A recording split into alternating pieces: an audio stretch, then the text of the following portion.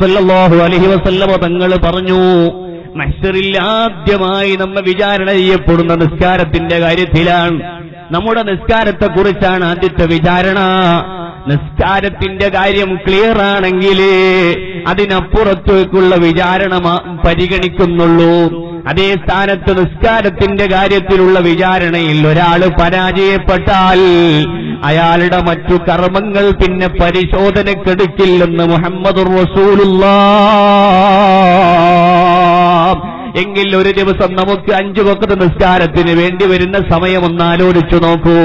ഒരു ദിവസത്തെ 24 മണിക്കൂറും നമ്മുടെ ഭൗതിക സുഖാഡംബരങ്ങൾക്ക് വേണ്ടി നമ്മൾ നെട്ടോട്ടമോടുമ്പോ അല്ലാഹുവിനെ മറന്ന്, ജീവിതത്തിന്റെ ലക്ഷ്യം മറന്ന്, പരലോകം മറന്നുകൊണ്ട് നമ്മൾ നമ്മുടെ താൽപര്യങ്ങൾക്ക് വേണ്ടി വിനിയോഗിക്കുമ്പോൾ നമ്മെ സൃഷ്ടിച്ച് പരിപാലിച്ച് യജമാനായ അല്ലാഹുവിനെ ഓർക്കാൻ, നമുക്ക് ഭക്ഷണം തരുന്ന, നമുക്ക് ജീവവായു തരുന്ന, നമ്മെ സൃഷ്ടിച്ച് പരിപാലിച്ച് സ്നേഹത്തോടെ പോറ്റി വളർത്തിക്കൊണ്ടിരിക്കുന്ന നമ്മുടെ യജമാനനായ അല്ലാഹുവിനെ സ്മരിക്കാൻ അല്ലാഹു നമ്മെ പഠിപ്പിച്ച കർമ്മമാണ് നിസ്കാരം. അഖിമിസ്സലാത്ത ലിദിക്രി, എന്നെ സ്മരിക്കാൻ വേണ്ടി നിങ്ങൾ നിസ്കരിക്കണമെന്നാണ് ഖുർആൻ പറഞ്ഞത്. എന്തിനാണ് നിസ്കാരം? 24 മണിക്കൂറിലെ വലിയൊരു ശതമാനവും നമ്മൾ നമ്മുടെ ആവശ്യങ്ങൾക്ക് വേണ്ടിയാണ് നമ്മുടെ ചിന്താശേഷി വിനിയോഗിക്കുന്നത്, നമ്മുടെ ഊർജവും നമ്മുടെ ആരോഗ്യവും നമ്മുടെ സമയവും എല്ലാം വിനിയോഗിക്കുന്നത്.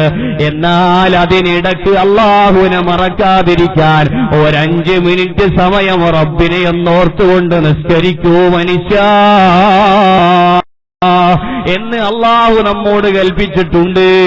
ആ കൽപ്പന അനുസരിച്ചുകൊണ്ട് നമ്മൾ നിസ്കരിക്കാറുണ്ട്. പക്ഷേ ഞാൻ ചോദിക്കട്ടെ, ആ നിസ്കാരത്തിന്റെ അടിസ്ഥാനപരമായ ലക്ഷ്യം നേടുന്ന വിധത്തിൽ നമുക്ക് നിർവഹിക്കാൻ കഴിയാറുണ്ടോ? നിസ്കാരത്തിൽ റബ്ബുൽ ആലമീനായ അല്ലാഹുവിനെ കുറിച്ച് ഓർമ്മ വരാറുണ്ടോ? നമ്മുടെ സ്നേഹസമ്പന്നനായ നാഥനെ കുറിച്ച് ഓർത്തിട്ട് നമ്മുടെ മനസ്സ് തേങ്ങാറുണ്ടോ? നമ്മൾ നിസ്കാരത്തിലേക്ക് നിയ്യത്ത് ചെയ്ത് തക്ബീറത്തുൽ ഇഹ്റാം നിർവഹിച്ചുകൊണ്ട് നിസ്കാരത്തിൽ പ്രവേശിച്ചു കഴിഞ്ഞാൽ ഉടനെ നമ്മുടെ മനസ്സിലേക്ക് കടന്നു വരുന്നു വിവിധ ചിന്തകൾ. നമ്മൾ അതുവരെ ആലോചിച്ചിട്ടില്ലാത്ത, ഓർത്തിട്ടില്ലാത്ത ചിന്തകൾ നമ്മുടെ മനസ്സിലേക്ക് കടന്നു വരുന്നു.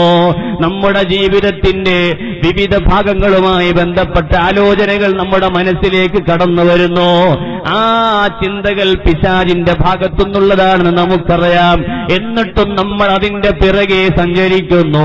മസീഹുദ് ദജ്ജാൽ എന്ന് പറഞ്ഞ് സലാം വെച്ചാൻ ഒരുങ്ങുമ്പോഴാണ്, നിസ്കാരത്തിൽ നിന്ന് വിരമിക്കാൻ ഒരുങ്ങുമ്പോഴാണ് നമ്മൾ ഓർക്കുന്നത്, ഞാൻ നിസ്കാരത്തിലായിരുന്നുവല്ലോ, എന്റെ റബ്ബിനെ സ്മരിക്കേണ്ട നിസ്കാരത്തിൽ എന്റെ റബ്ബിനെ കുറിച്ചൊരു സെക്കൻഡ് പോലും അല്ലാഹ് എന്നെന്റെ മനസ്സിൽ ഓർക്കാൻ കഴിഞ്ഞില്ലല്ലോ. തുസല്ലി ബിലാ ഖൽബിൻ സ്വലാതൻ ബിമിസ്ലിഹാ യകൂനുൽ ഫതാ മുസ്തൗജിബൻ ലിൽഖുബതി. മോനെ, ഇത്തരം നിസ്കാരം കൊണ്ട് ആഖിറത്തിൽ നിനക്ക് മോക്ഷം ലഭിക്കുമോ? ആഖിറത്തിൽ നിനക്ക് വിജയം ലഭിക്കുമോ? ആഖിറത്തിൽ നിനക്ക് പ്രതിഫലം കിട്ടുമോ? ഇല്ല ഇല്ല. ഹൃദയ സാന്നിധ്യമില്ലാത്ത നിസ്കാരം കൊണ്ട് നീ കുറ്റക്കാരനായി തീരുന്നുവെന്നാണ് മഹാന്മാര് നമ്മെ പഠിപ്പിക്കുന്നത്. അതെ, അവിടെയും നമ്മൾ ജീവിതത്തിന്റെ ലക്ഷ്യം മറന്നുപോയി.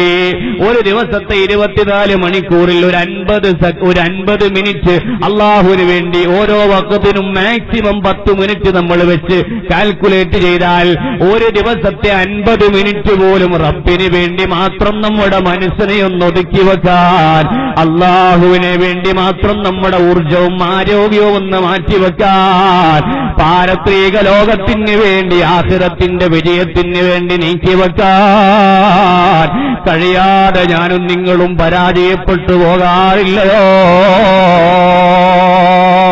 നല്ല സുഖകരമായി നിദ്ര ലഭിക്കുന്ന പ്രഭാത സമയത്ത്, സുബ്ഹിയുടെ സമയത്ത് അയൽപക്കത്തെ പള്ളി മിനാരത്തിൽ നിന്ന് ഹയ്യ അലസ്സലാ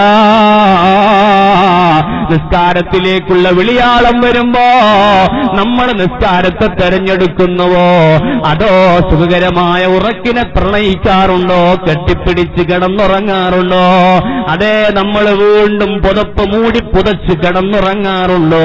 നമ്മൾ ആരെയാണ് തെരഞ്ഞെടുത്തത്? നമ്മൾ എന്തിനെയാണ് മറന്നത്? അല്ലാഹുവിന്റെ ഹബീബ് സല്ലല്ലാഹു അലൈഹി വസല്ലം തങ്ങൾ പഠിപ്പിച്ചിട്ടുണ്ട്, ആസ്വാദനങ്ങളെയാണ് അവസാന കാലഘട്ടത്തിലെ ജനങ്ങൾ ഇഷ്ടപ്പെടുക. അതേ ആ സമയത്ത് നമ്മൾ രസകരമായ ഉറക്കിനെ തട്ടിമാറ്റി, എത്ര സുഖകരമായ ഉറക്ക് ആ സമയത്തുണ്ടാകും ഉറപ്പാണ്. എത്ര ഉറക്കം വരാത്തയാൾ, ഉറക്കം വരാഞ്ഞിട്ട് ഉറക്ക ഗുളികയെ ആശ്രയിക്കേണ്ടി വരുന്നയാൾ, മരുന്നിനെ ആശ്രയിക്കേണ്ടി വരുന്നയാൾ, അയാൾക്ക് പോലും സുഖനിദ്ര ലഭിക്കുന്ന സമയമാണ് സുബഹിയോടെടുക്കുന്ന സമയം. കാരണം ഇവനെ മയക്കി ഉറക്കാൻ പിശാചിന്റെ സമ്മർദ്ദമുണ്ട്. ആ പിശാചിന്റെ സമ്മർദ്ദത്തിൽ നിന്ന് കുതിരയോടിയിട്ട് എനിക്കെന്റെ ആഖിറത്തിലെ രക്ഷയ്ക്ക് വേണ്ടി ഞാനൊന്ന് നിസ്കരിക്കട്ടെ. അല്ലാഹുവിന്റെ ഹബീബ് സല്ലല്ലാഹു അലൈഹി വസല്ലം തങ്ങൾ പറഞ്ഞു, മനുഷ്യനെ ഖബറിലങ്ങോട്ട് മറവ് ചെയ്തു കഴിഞ്ഞാൽ പിന്നെ അവന്റെ കൂടെ നിൽക്കുന്ന കൂട്ടുകാരാരാണെന്നറിയുമോ?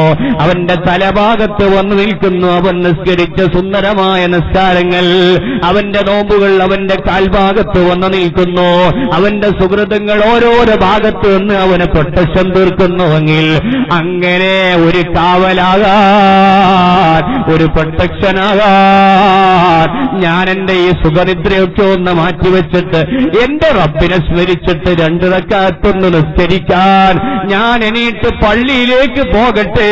ഹയ്യാലൽ ഫലാഹ്, അതാണ് വിജയത്തിന്റെ മന്ത്രം, തന്ത്രമെന്ന് പള്ളിയിൽ നിന്ന് വിളിയാളമുയർന്നിട്ട് പോലും അതിനെ അവഗണിച്ച് നമ്മൾ കടന്നുറങ്ങിപ്പോയോ? നമ്മുടെ ജീവിതത്തിന്റെ ലക്ഷ്യം മറന്നുപോയില്ലയോ കൂട്ടുകാരേ? അങ്ങനെ നമ്മുടെ ജീവിതത്തിന്റെ ഏത് മേഖലകളെ പരിശോധിച്ചാലും അവിടെയൊക്കെയും നമ്മൾ റബ്ബുൽ ആലമീനായ അല്ലാഹു റബ്ബുൽ ഇസ്സത്തിനെ മറന്നു പോവുകയാണ്. ഫാഷൻ